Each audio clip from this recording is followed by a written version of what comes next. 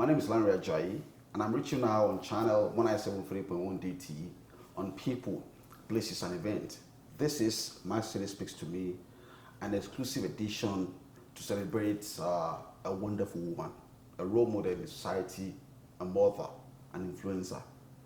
And this is a story that I want to tell so that people can connect with her to understand, the work she's been doing, and then you can find some understanding on how to become a woman of virtue like her. Ladies and gentlemen, welcome, Bernie. How are you? I'm fine, thank you. And by the way, you can see beside her is a gentleman. We call him the Lagos Big Boy. We call him Uncle Wale. Some call him, the last time I saw the ambassador of Nigeria. Bala. Yes. But that, they will tell you the meaning of that. So we're celebrating the birthday of Uncle Wale's wife, the amazing woman by the name of Gbalajobi. They said behind a successful man is a woman. And we're here to share our story, and to learn a thing or two. Now, I'm going to go straight to some questions that I have. Okay. So that our audience can get to know you. All right. The first question I have is, who is Bernie growing up? Who's Bernie growing up? Well, I was born in the island nation of St. Lucia in the Caribbean. So that's one, growing up in St. Lucia. It's a small country. And I am the firstborn of 5 kids to my parents. And I was born in a small town in St. Lucia. I grew up in St. Lucia until I was about 9 years old, and I came to Calgary. Wow, that is an amazing story. Now, I'm sure you skip a lot of things, content. So, growing up in St. Lucia, what does it compare to today? 9 years old, you came to Canada. Yes. For all those 9 years. Yes. Share some experience with us. In St. Lucia, we, go to, the schooling system is, different from here in Canada, of course. And you wear uniforms to school. So I was in primary school.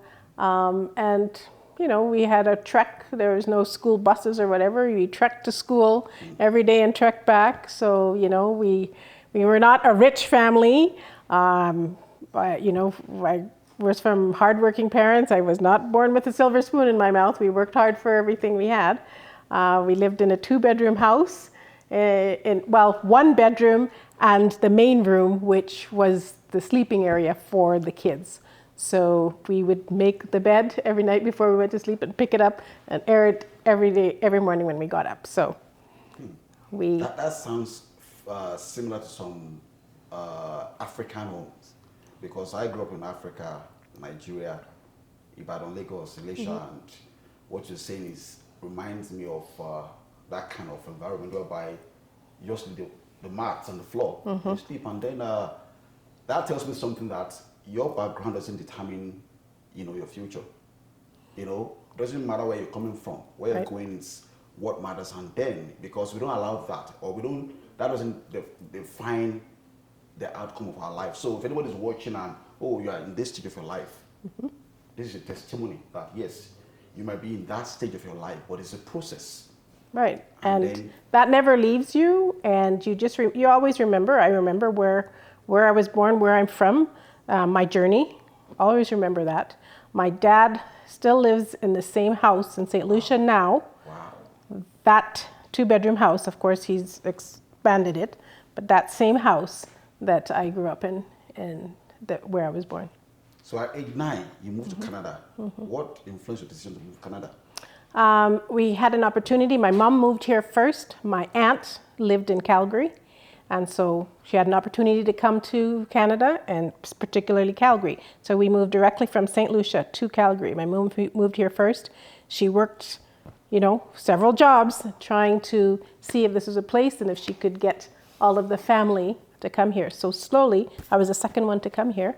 In the early 70s, I have been in Canada for over 50 years. We know that it was opportunity. It was an opportunity. So gradually, the whole family was able to come. We all came to Calgary.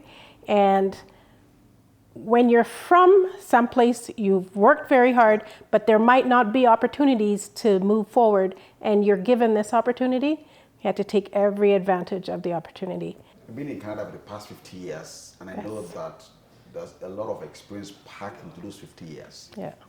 I've only been here for like 9 years. So, but I wanted to zero in on a particular experience. And that question is, how did you meet your husband? I met my husband at the University of Calgary. I had just graduated from St. Francis High School in Calgary and University of Calgary. Taking that opportunity, like I said, from St. Lucia, we wouldn't have the opportunity, to go to university if we lived there. So had the opportunity here and going for it. And I met my husband the first week of university. He will tell you that he saw me running to my class in the university.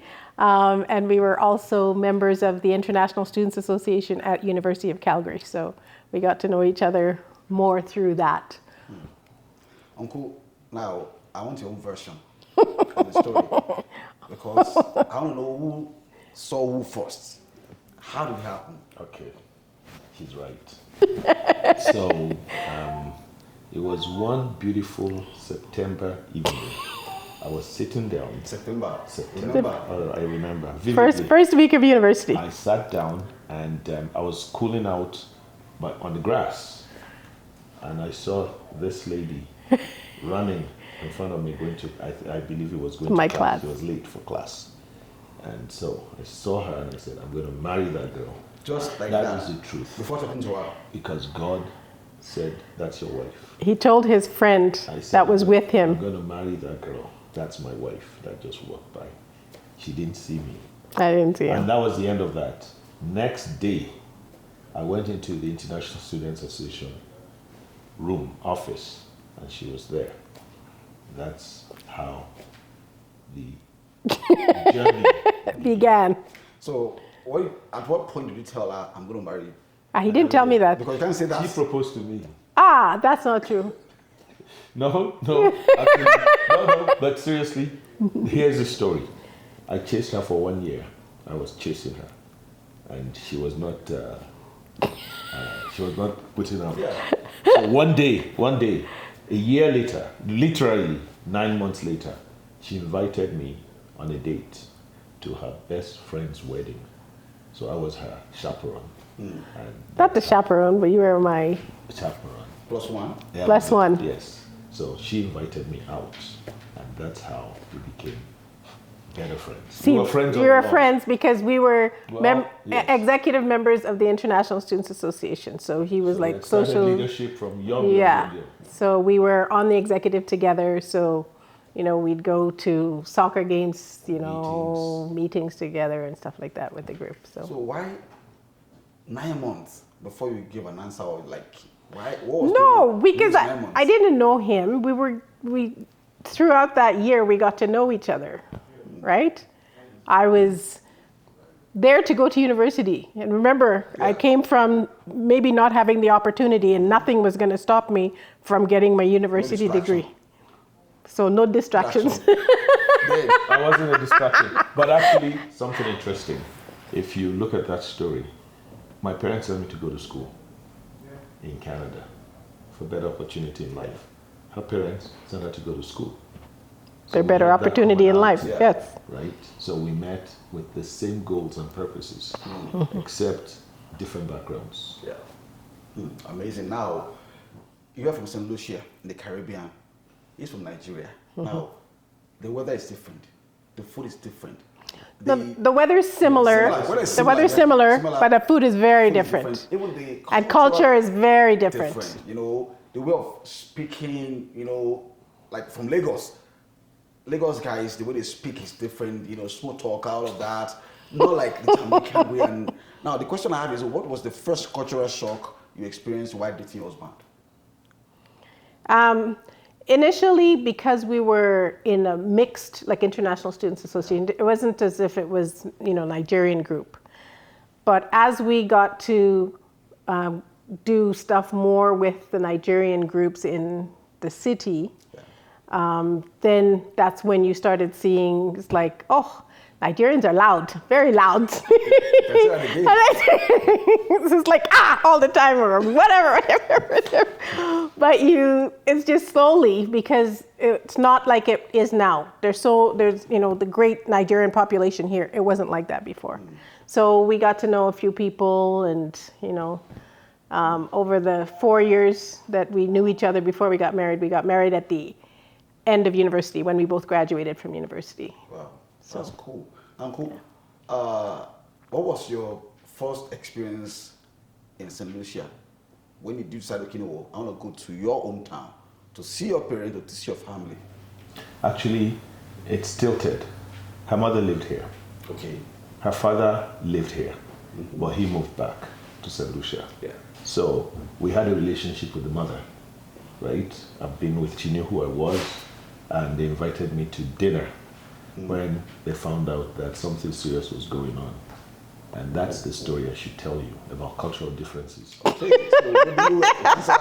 So they invited me, the whole family was there.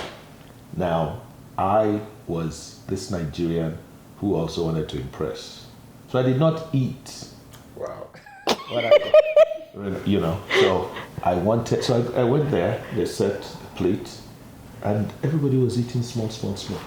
And so I can't come there and come and be different.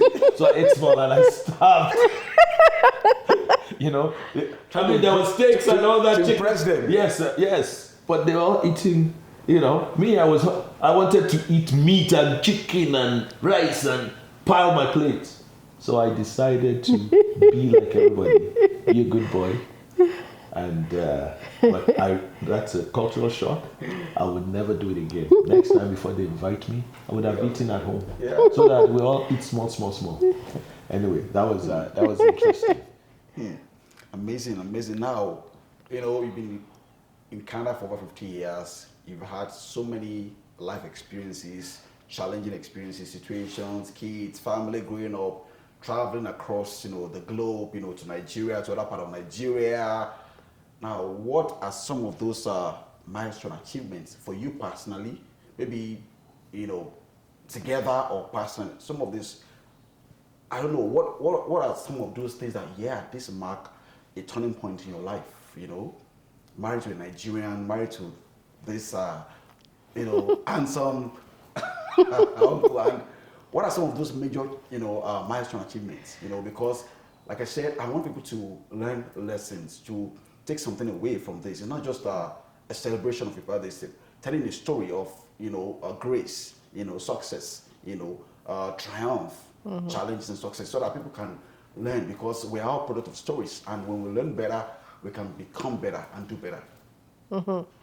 Well, I would say that, going through university together, that was always already starting. And that wasn't the end for us. We had goals, that we're going to, make it in this life, and we've chosen to make it in this life together. I was doing my CA at the time, which is Chartered Accountants, which is now Chartered Professional Accountant, CPA.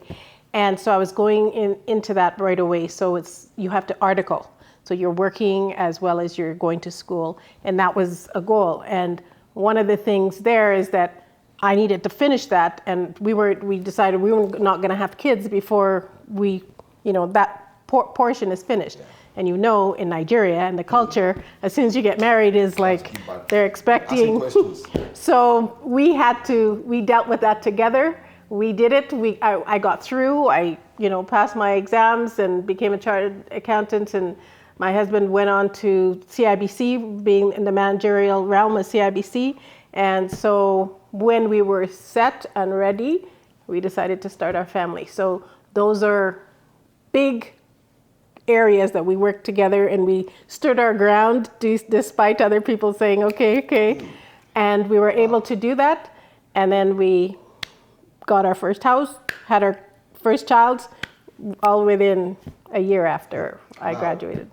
A lot of Nigerians are watching this video.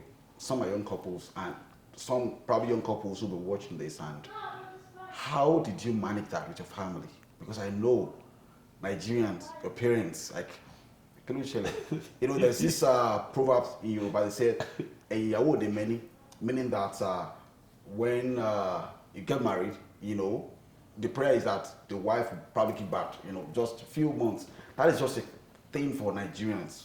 I'm not sure maybe other African countries, but Nigerians basically, they'll be asking, is there a problem? Is there anything that you're not telling us? In some cases, they will go and look for another wife for the husband. So, Uncle, tell us, how did you manage that challenge? I'm going to go back a little bit. You did ask a question about how did you meet and all that. Yeah. But how did you get married? It came up, but we skipped it. See, my marriage was unique in the sense that I didn't propose.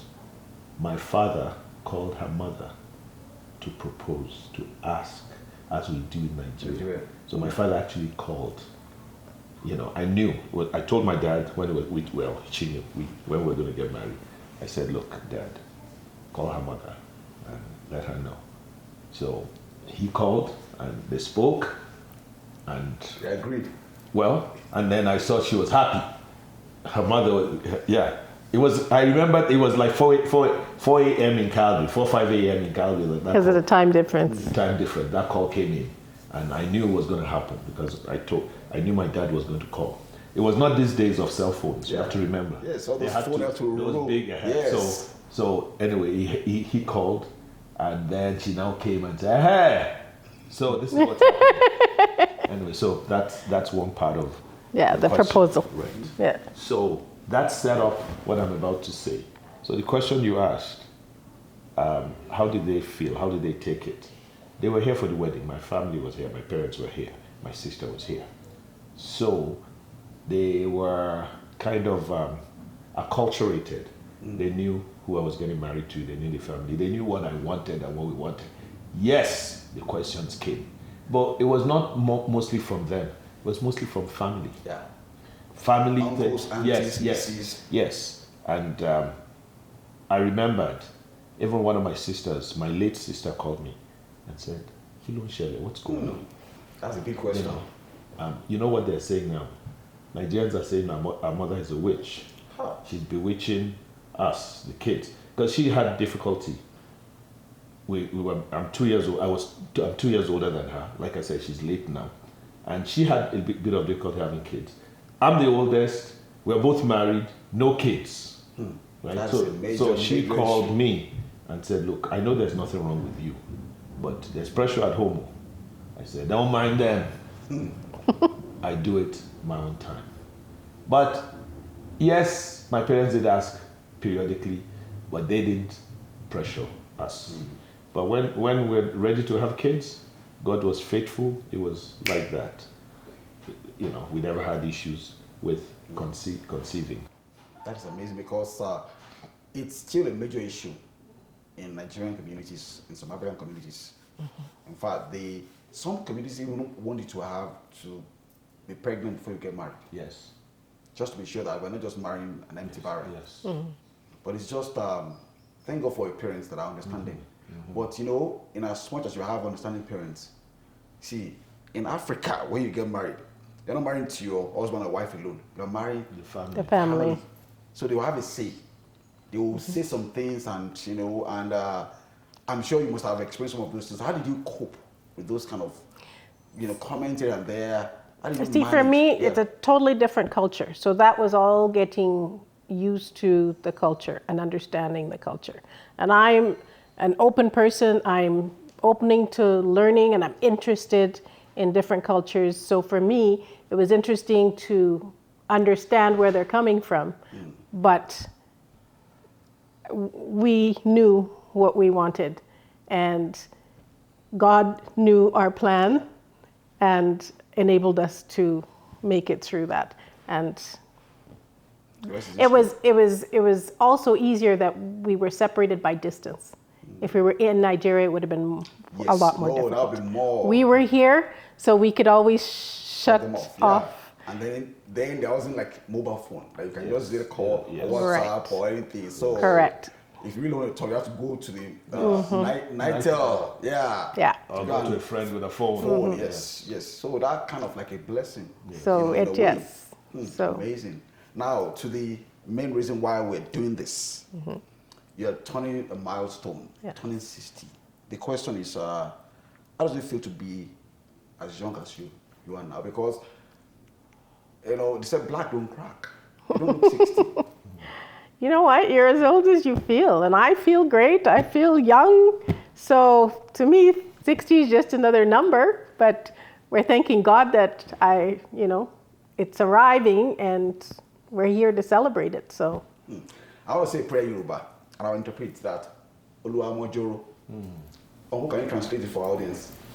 May the Lord make the day come in Amen. a peaceful way. Amen. Without hiccups. Amen. That's really what it means. Still, my city speaks to me here, celebrating an amiable woman turning 60. We'll be right back.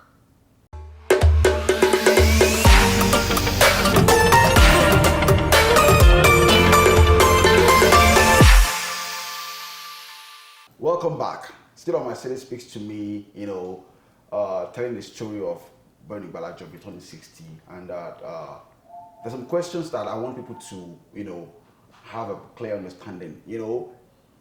Everybody from Caribbean, they always, assume that you're from Jamaica. Can you tell our audience that Jamaica is just one of the countries? Absolutely. Let people know Absolutely. about the Caribbean countries. Absolutely. So I'm from the island nation of St. Lucia. In the Caribbean is a region. And the Caribbean stretches from, further south of the United States all the way down to the northern portion of South America. So it is a region filled with lots of island nations.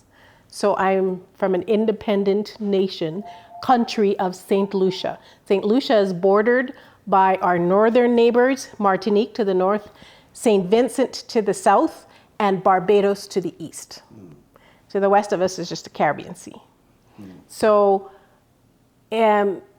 for those who, especially the African nations, I'm going to give you a comparison. It's like a Ghanaian saying, no, I'm not from Nigeria, or a Nigerian saying, no, I'm not from Ghana, because they know that, right? So just like somebody thinking that I'm from Jamaica, because the only place they know in the Caribbean, but we are independent countries.